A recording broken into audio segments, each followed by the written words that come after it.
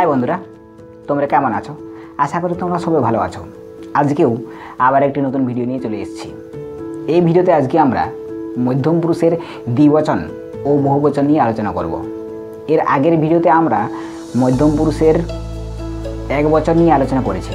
যদি কেউ ভিডিওটি না দেখে থাকো তাহলে ভিডিওর আই বটনে লিঙ্ক দেওয়া আছে, ভিডিওটি দেখে নাও। একজন সাঁওতাল বাচ্চার ক্ষেত্রে বাংলা ভাষা বোঝা খুব কঠিন, কারণ একটি শব্দের অনেক অর্থ থাকায় সে বুঝতে পারে না। কিন্তু সাঁওতালিতে প্রত্যেকটি ক্রিয়ার প্রত্যেকটি শব্দের নিখুঁত অর্থ আছে। তাই একজন সাঁওতাল বাচ্চার ক্ষেত্রে বাংলা ভাষা প্রথমে একটু কঠিন। তো আজকে এই ভিডিওতে আমরা মধ্যম পুরুষের দ্বিবচন ও বহুবচনের সাধারণ বাক্য ও নিষেধার্থক বাক্য নিয়ে আলোচনা করব। তাহলে চলো ভিডিওটি শুরু করা যাক। বাংলা ভাষাতে যেমন তোমরা খাও, তোমরা খাও এর সাঁওতালি অর্থ হয়ে গেল আবেন জমবেন, আবেন জমবেন। তোমরা যাও, তোমরা যাও অর্থাৎ এর সাঁওতালি অর্থ হয়ে গেল আবেন সেন অথবা চালাবেন, আবেন সেন অথবা চালাবেন। তোমরা এসো, তোমরা এসো এর সাঁওতালি অর্থ হয়ে গেল আবেন হিজুবেন, আবেন হিজুবেন। তোমরা পড়ো, তোমরা পড়ো এর সাঁওতালি অর্থ হয়ে গেল আবেন পাড়হাওবেন, আবেন পাড়হাওবেন।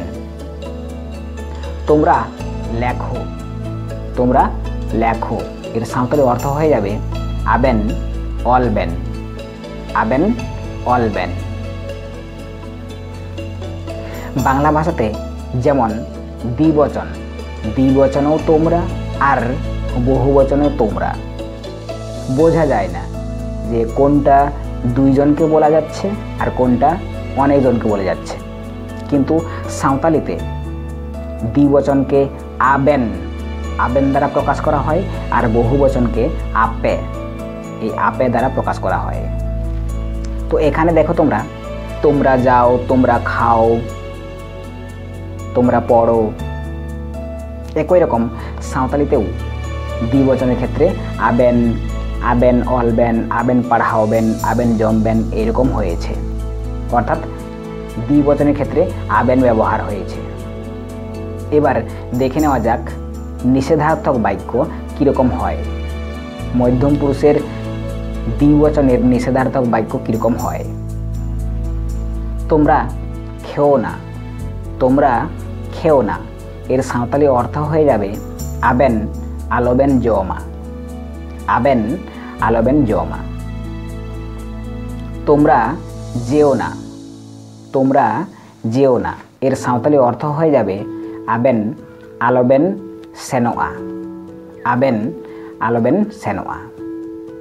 তোমরা এসো না, তোমরা এসো না এর সাঁওতালি অর্থ হয়ে যাবে আবেন আলোবেন হিজুয়া, আবেন আলোবেন হিজুয়া।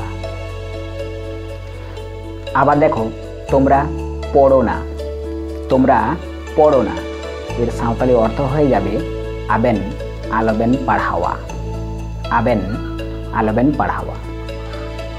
আবার দেখো তোমরা লেখো না, তোমরা লেখো না এর সাঁওতালি অর্থ হয়ে যাবে আবেন আলোবেন অলা, আবেন আলোবেন অলা। মধ্যম পুরুষের দ্বিবচনে দেখো বাংলাতে যেমন তোমরা, আবার মধ্যম পুরুষের বহুবচনেও তোমরা। কিন্তু সাঁওতালিতে মধ্যম পুরুষের দ্বিবচনে আবেন আর মধ্যম পুরুষের বহুবচনে হয় আপে। এই বাক্যগুলো দেখে নাও, প্রত্যেকটির আবেন, আবেন যুক্ত আছে। এবার দেখে নেওয়া যাক মধ্যম পুরুষের বহুবচনের ক্ষেত্রে এই উদাহরণগুলোই কীরকম হয়। মধ্যম পুরুষের বহুবচনের ক্ষেত্রে তোমরা খাও অর্থাৎ আপে জম্পে, আপে জম্পে। আবার তোমরা যাও, তোমরা যাও এর সাঁওতালি অর্থ হয়ে যাবে আপে সেনক পে, আপে সেনক পে। তোমরা এসো, তোমরা এসো এর সাঁওতালি অর্থ হয়ে যাবে আপে হিজুক পে, আপে হিজুক পে। আবার দেখো তোমরা পড়ো, তোমরা পড়ো এর সাঁওতালি অর্থ হয়ে যাবে আপে পাড়াও পে, আপে পাড়াও পে। আবার দেখো তোমরা লেখো, তোমরা লেখো এর সাঁওতালি অর্থ হয়ে যাবে আপে অল্পে, আপে অল্পে। এখানে দেখো প্রত্যেকটির ক্ষেত্রেই আপে যুক্ত আছে, অর্থাৎ এটা হয়ে যাবে মধ্যম পুরুষের বহুবচন। এই আপে থাকলেই তোমরা বুঝতে পারবে যে এটা মধ্যম পুরুষের বহুবচনে আছে। এবার দেখে নেওয়া যাক মধ্যম পুরুষের বহুবচনের নিষেধার্থক বাক্যগুলো কীরকম হয়।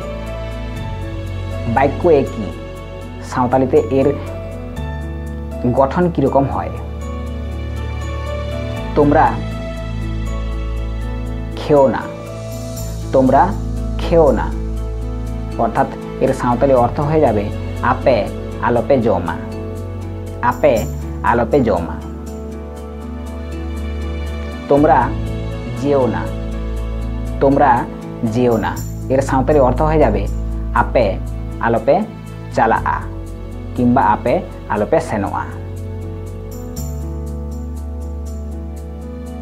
তোমরা এসো না, তোমরা এসো না এর সাঁওতালি অর্থ হয়ে যাবে আপে আলোপে হিজুয়া, আপে আলোপে হিজুয়া।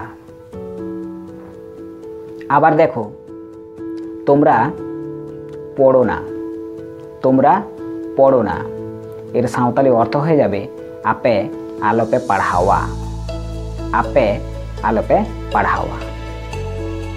আবার দেখো তোমরা লেখো না, তোমরা লেখো না এর সাঁওতালি অর্থ হয়ে যাবে আপে আলোপে অলা, আপে আলোপে অলা।